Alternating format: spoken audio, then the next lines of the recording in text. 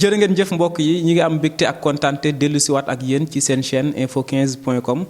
tey nag ñu fës yéene dalal kenn muy ki nga xamante ni mooy El Hadji Seydi Nourou Diathie mu nekk ki nga xamante ni mooy président exécutif des étudiants yi nga xamante ni ñoo nekk fële ca ENTSS. ENTSS nag bëri na ay jafe-jafe yoo xamante ni ndongo ya fa nekk dañ koy faral di jàkkonte tey nag ñu dalal ki nga xamante ni mooy seen président fës a yéene waxtaan ak moom su ko defee yenn ci ay problème ñu daal di koy soulever daal di ñëw itam ci yenn ci ay solution yoo xamante ni njortu nañ ni war nañ ko ci war a mën a indi laataa ñuy sóobu nag ci biir waxtaan bi dañuy bàyyi rek ak ki nga xamante ni moom mooy Seydi Nourou mu daal di nuyoo Seydi Nourou ñu ngi lay nuyu ñu bàyyi la nga nuyoo ak ñi ñuy si. asalaamaaleykum maa ngi lay fay. di rafetlu invitation bi ñu defal nii di moment boo xam ne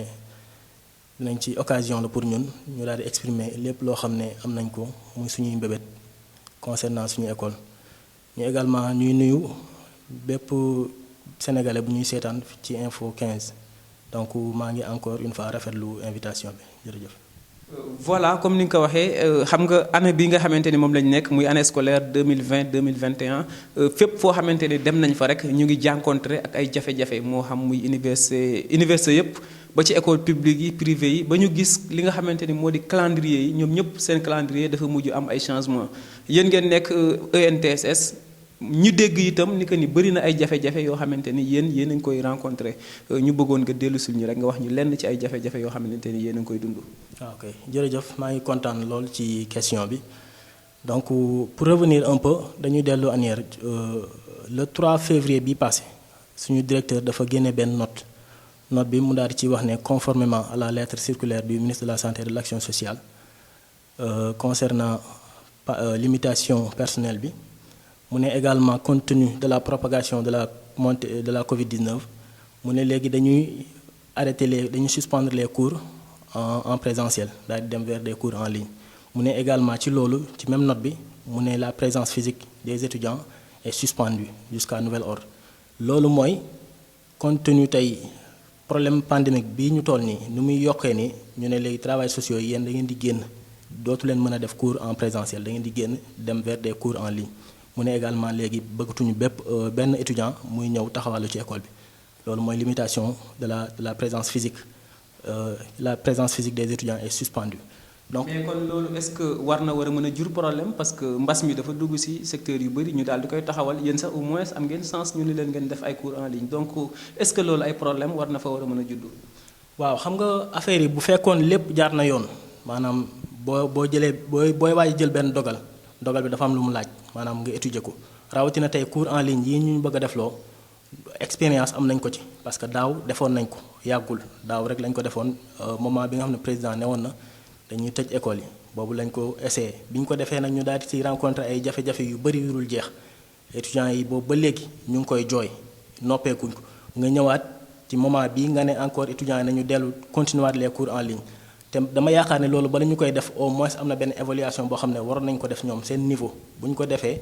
ñu daal di jàngat xam ne carrément cours en ligne yi lii moo ci nekk comme avantage lii moo ci nekk comme inconvénient mais rappelé nag ne cours en ligne amul benn avantage pour le moment xëy na ci kanam mais nii amagul avantage ay inconvénient kese la léegi nag problème yi mu jur mooy tey étudiant boo nee na dem defi cours en ligne parce que cours en ligne bi li koy def du loxoy neen moo koy def bala nga koy def di nga am benn téléphone au moins smartphone boo xam ne bu dëgër boo xam ne dina mën a connecté wu boo ko amul nga am téléphone ordinateur portable boo xam ne dina la mën a permettre nga connecté wu ñaar yooyu également bu fekkee am nga ci benn loolu rek doyul il faut nga am également connexion bu doy boo xam ne moo lay permettre ngay mën a accéder ci plateforme bi parce que plateforme bi kenn du ci dugg noonu il faut nga am connexion pour nga dugg ci donc ñaar yooyu noonu boo ko boolee étudiant bi amu ko instant bi rawatina pour ma fàttali sénégalais yi ñu xam ne ba tey ñu ngi waaj a dem mois de mars étudiants yi ba léegi jotaguñu seen bourse. voilà foofu sax laa bëggoon a ñëw si li nga wax nii lépp nekk loo xamante ni budget la te budget bi nga wax léegi maanaam di nga soxla portable bu am doole wala machine boo xamante ni nii dina xaw a am doole tuuti yu mel noonu yëpp daanaka koppar moom moo koy faral di def te ñu wax leen cours en ligne donc kon si je me trompe pas bourse bi nga xamante ni moom lañ leen di jox wala boog dina am ay matériels yoo xamante ne dina leen ko indil suñu leen joxul bourse bi wala bu bourse bi tardé. waaw moom solution bi mu joxe foofu parce que ñun jot nañ ko rencontré te bi ñu ko rencontré moom benn solution la gis mooy solution bu taxaw mooy nañu fexe ñu daal di xool étudiants yi nga xam ne ñoo nekk dans des situations yu xaw a compliquées comme ñi ñu woowee les cas sociaux nañ leen di jéem a xool bu ñu leen jëlee ñu daal di leen di moom mu accompagner leen ci yenn mesures yi mais ñun tey dañoo taxaw seetlu ne tey bu fekkee dañ nar a def loolu daanaka étudiants yépp lañ nar a jël parce que étudiant amul benn étudiant boo xam ne nekkul ci situation bu mel noonu tey boo ko naree def mënoo tànn ñi bàyyi ñi te am na ci ñoo xam ne tey bu fekkee dañ wax dëgg rek te yàlla tax seen yar xëy na mayu leen ñuy maanaam taxaw naan ah man de nii laa mel aw ma lii am na ñoo xam mënoo koo def ce qui fait que donc cours en ligne yi dafay yàqal ñenn ñi am na ñu bari ñoo xam ne tey mënuñu ci accéder parce que amuñu matériel bi amuñu xaalis bi amuñu les moyens qu'il faut may rappeler moom des fois ci waxam dafay jël exemple ci UVS may wax ni UVS ñoom bala ñuy commencer seeni cours d'habitude dañuy fexe ba étudiant bu nekk daal di am benn ordinateur portable am étudiant bu nekk ñu may ko kit connexion boo xam ne moo koy permettre mu mën a accéder ci loolu rawatina seen plateforme yi également amul problème comme suñu bos man affaire yi du ma ko sax tuddee cours en ligne man conférence en ligne laa koy tuddee parce que lii am conférence en ligne la te ma préciser benn point également ñun ci formation bi ñu nekk muy formation des travailleurs sociaux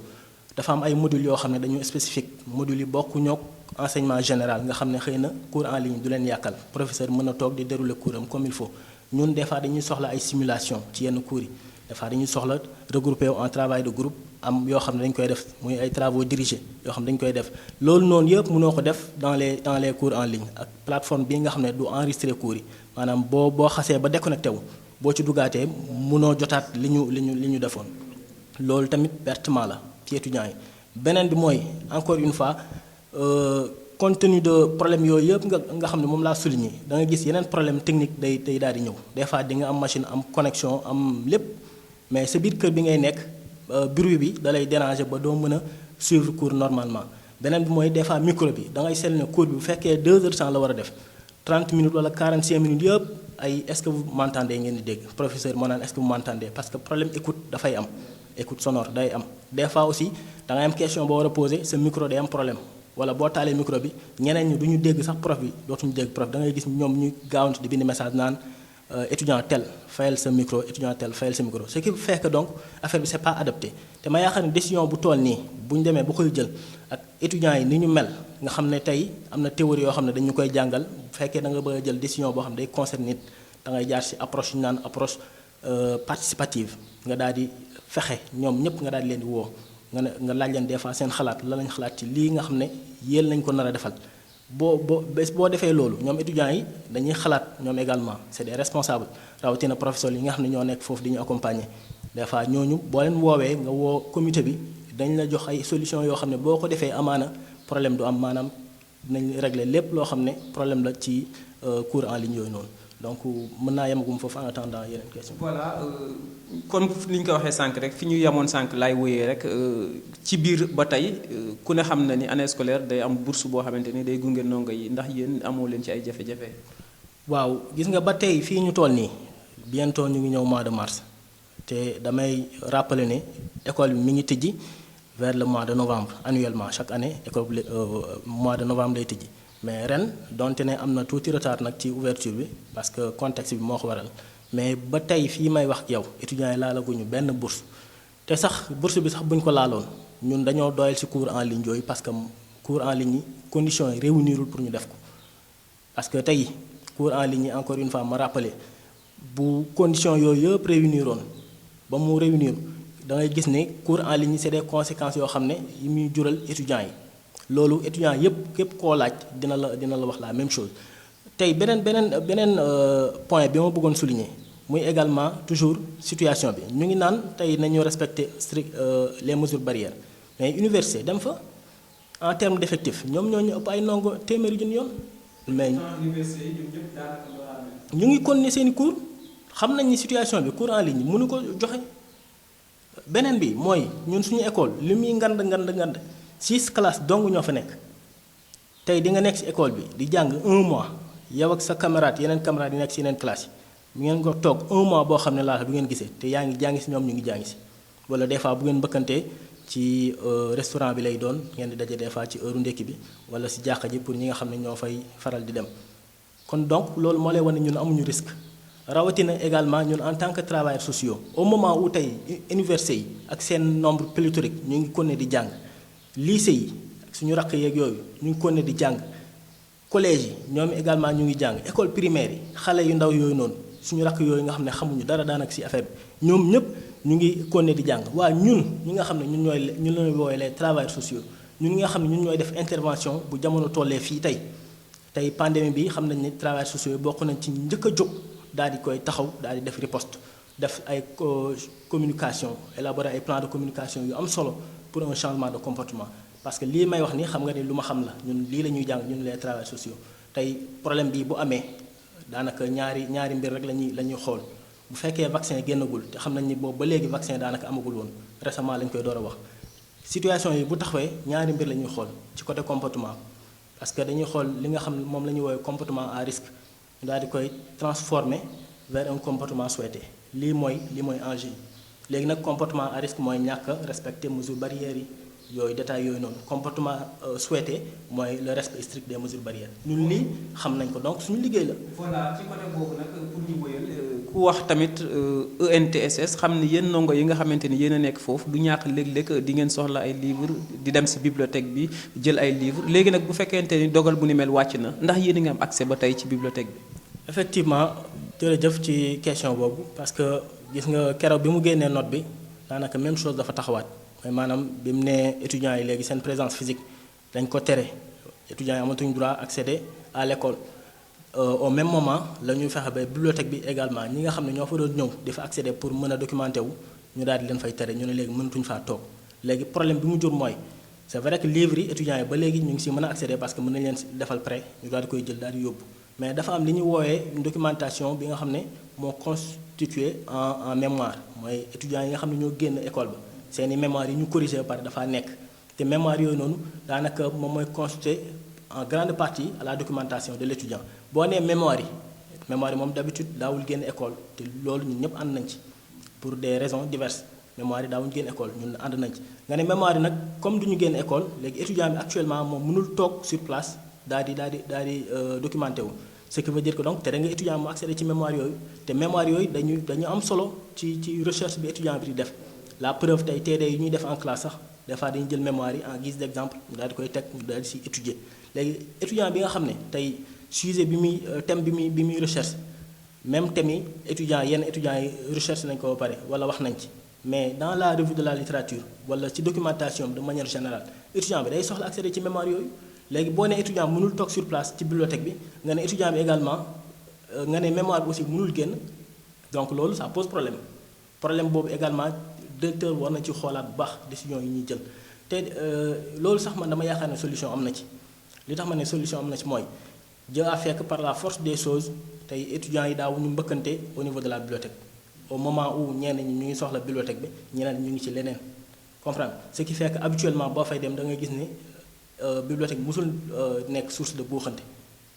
musu fa am bu bëree ba bëri ay 5 étudiants ñoo fay nekk 4 kon donc loolu kay problème boobu réglé wu na léegi ñoom lan lañ bëgg ñu ne léegi étudiant mënatul toog te boo fa demee instant bi di nga fa fekk suñu yenn formateurs yi ñu ngi toog sur place des fois di consulter waaye léegi ñun loolu dogal boobu ñun mënuñu ko comprendre.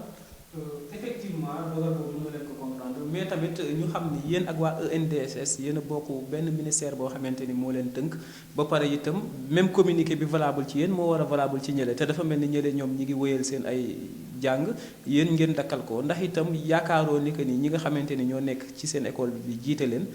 ñoo desee comprendre li nga xamante ni moo di seen rôle dëgg-dëgg. waaw effectivement loolu rek moo fa am wala boog man dama naan sax suñu directeur bi amaana directeur ENDSS école nationale pour le développement sanitaire et social amaana moom moo gën a comprendre maanaam carrière bi wala qualité bi war a am ci jàng bi loolu tax xëy na mu wóyal ñoom seeni cours en présentiel ñun ñu bëgg suñu directeur daal ñu bëgg a génne école bi pour ñu def ay cours en ligne cours yoo xam ne ñun dara prévoir ñoom tey balaa lii di def balaa ñuy jël dogal bu mel nii parce que wax nga ko léegi ENDSS ak ENTSS ma rappelé ko ñoo bokk ministère bi ñu nekk muy ministère de la santé et de l'action sociale kon dogal bu génnee jóge ca ministère ba xanaa nag dogal bi warul mën a concerner suñu école kese bàyyi beneen école bi wala dogal bi warul mën a concerner école bële kese daal di bàyyi suñu école dogal bi kay xanaa ñëpp la war a concerner léegi comment se fait-il que ENDSS compte tenu de tous les enjeux ñoom ñu daal di continuer seen cours en présentiel ñun au moment où ñu ngi fi di xaar ñu reprendre suñu cours troisième année yi nekk fii daanaka toog nañ 3 semaines boo xam ne jàngu ñu xaar pour ñu woo ñu pour ñu jàng ñu ne non non loolu mënul nekk il faut ngeen dem continuer cours en ligne te cours en ligne encore une fois comme ni ma ko souligné dafa am ay problèmes yu bëri yoo xam ne étudiants dañu koy rencontrer ci cours en ligne actuellement am na ñu bëri ñoo xam ne seen classe yi mi ngi def cours mais ñoom mënuñu accéder ci cours yi parce que faute bi du si ñoom kon donc gis nga dogal bu bon li muy jur comme conséquence encore une fois may rappeler rek directeur ne loolu na ko xoolaat décision boobu na ko xoolaat te aussi pour mu xoolaat ko na dégluwaat encore ses collaborateurs xam naa ni xëy na ñoom dinañ ko digal li nga xam ne mooy li am. yéen ñi nga xamante ni yéen a nekk ba tey foofu di ENTSS am na ñoo xamante ni ci privé bi lañ nekk donc kon dogal yi valable ci yéen est-ce que loolu tamit moo wàcc jëm ci ñi nekk ci privé bi. waaw effectivement ñun daanaka ñoo bokk bépp traitement yëpp ñoo ko bokk ñoom donte ne privé yi ñu ngi fa ñoom aussi dañuy fay seen xaalis waaye daanaka école ba boo fa duggee doo xàmmee kii mooy direct wala kii mooy payant wala kii mooy professionnel ñëpp daanaka benn lañu donc même dogal yi encore une fois moo ñu concerné te mooy concerné privé yi. kon donc pour wax ne actuellement ñun ñëpp ñuy gaañu parce que tey mënoo di fay sa xaalis également pour défendre leen mënoo di fay sa xaalis ngay fay xaalis nu mu waree yow li nga bëgg ci comme cours mënoo ko am ñu lay forcer pour nga génnewaat beneen xaalis pour nga defaat cours en ligne te loolu dafa am benn point ñun on a déjà compris le projet bi directeur bi am mooy dafa bëgg a yaatal école bi maanaam en terme d'accueil moom la bëgg a yaatal fexe ba kenn ku nekk foo mën a nekk ci Sénégal bu affaire yi demee ba daal di dox ngay mën a accéder ci école bi nga inscrire di fay ñu lay jox ay cours en distance loolu noonu intérêt école bi la certes mais nag ñun bëgguñu nekk les cobayes ñun duñu nangu mukk ñuy sacrifier pour que yenn projet yoo xam ne dañ ko war a étudier avec le temps ñu koy bëgg a déployer essai ñun duñ ko nangu donc ñun ni ñu duggee école ba encore une fois dañ fa dugg par des voies yu leer dañoo réussir suñu concours jàll fa ñi nga xam ne ñooy payants yi ñoom également dañu fay seen xaalis jaar test d'abord pare ñu accepté leen ñu fay seen xaalis di continuer léegi nag duñu nangu nekk les cobayes donc lii dañ ko war a essayer mais avec le temps qu'il faut mais bu ñu sacrifier encore une fois lii mooy suñu bëbët. voilà lan nga am loo xamante ni moom ngay indi comme solution ngir daal di mën a tàggoo ak jafe-jafe yi. waaw li may indi comme solution leenu dong la directeur na yeewu defaat note daal di woo étudiants yi comme ni ñu commencé woon cours yi nañ ko continuer noonu na woo étudiants yi mu ne léegi nañu respecter les mesures barrières te d'ailleurs mesures barrières yooyu ñun mosuñu see jóg. La preuve tey école bi am na dispositif sécuritaire boo xam ne boo fa duggee juste sur portail bi da ngay gis vigile bi daal di toog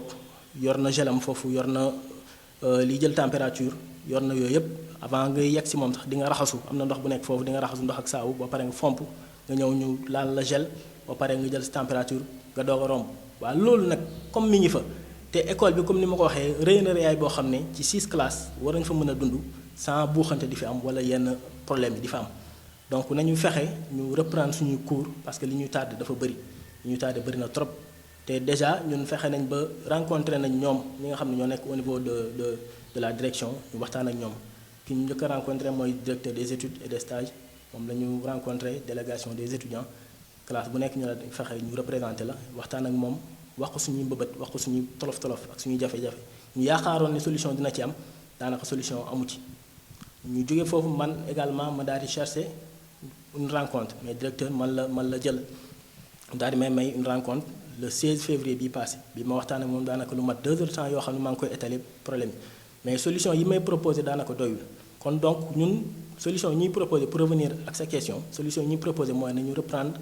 sans délai les cours bu ñu ko reprendre avec les mesures barrières ñu jéem a xool avec le temps nan la ñuy def ba essayer ces cours en ligne daal encore une fois ci proposition beneen yoon bu ñu jël dogal nañu fexe di informer étudiants yi à temps war ñoo bàyyi étudiants yi nga xam ne ay magum jëmm lañ gis nga seen note boobu note bi directeur bi mu koy jël dafa bàyyi ba ñu dem fête mu daal di koy jël suñu ginnaaw daal di génnee ne léegi voilà léegi lii mooy dogal bi génn nga xam ne étudiants yi laaj ñu leen ci seen xalaat laaj ñu leen ci luñ ci gis laaj ñu leen ci dara donc c'est comme si genre forcing la ñun nag dañuy wax ne encore une fois suñu carrière moo ñu ëppal solo école bi boo génnee le recrutement n'est pas automatique kon donc ñun dañuy miser sur la qualité de la formation mooy tax bu ñu génnee ñu mën a compétir sur le marché de l'emploi xam nañu privé bi ñoom dañu très sélectif dañuy soxla nit ki daal di am xam-xam bu jéggi dayoo bi nga xam ne mooy tax ñu mën laa jël léegi fekkee nag état bi du jël te boo génnee maanaam bala ngay génn amoo formation bi war kon donc boo génnee tu es sacrifié moom mooy waral jeunes yi di mujjee dem ci gaal yi des fois jeunes yi di mujjee di occuper de manière anarchique la voie publique yooyu mooy problème bi. léegi nag ñun dañuy interpeller ñëpp ñi nga xam ne ñoo autorité ci Sénégal problème bi ñu daal di koy prendre en charge maa ngi waxaat encore une fois directeur na dégluwaat ses collaborateurs na fexe en tout cas xoolaat décision bii mu jël parce que décision bi tey mi ngi suuxat école bi école bi mi ngi koy rey sans ñu xam ko école bi mi ngi parce que boo toogee 3 semaines ba 4 semaines boo xam ne cours amul au niveau de l'école y a problème donc ñun lii mooy suñu wax. voilà ñu bàyyi la nga daal di joxe sa kàddu gu mujj. waaw sama kàddu gu mujj dama lay remercier waat encore ci occasion bi nga ma may di rappeler également parce que loolu aussi lu ñu war a wax la étudiants sortants yi nga xam ne ñoo def seen examen daaw ñi mujjee def seen examen mooy second cycle ñu ngi ko def au mois de décembre ba léegi ñu ngi toog di xaar seen résultats yi génnagul te loolu yaakaar naa également beneen problème la parce que étudiant bi nga xam ne def na examen ba pare li waroon mooy li mu gën a gaaw nga jox ko ay résultats mu xam fu muy taxawee bu fekkee ki nga xam ne dafa war a continuer sa formation mu am fu mu koy continuer feneen bu fekkee ki nga xam ne dafa def ay démarches pour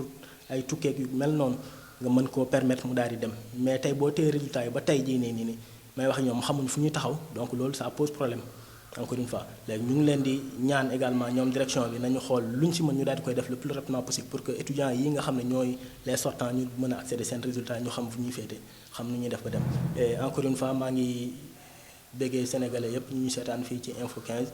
donc di la jaajëfal merci. voilà Seydou Nourou ñun aussi ñu ngi lay jaajëfal bu baax a baax mbokk yi du ñu def lenn lu dul itam di leen jox dig daje beneen yoon ak beneen invité ci seen chaîne info15.com.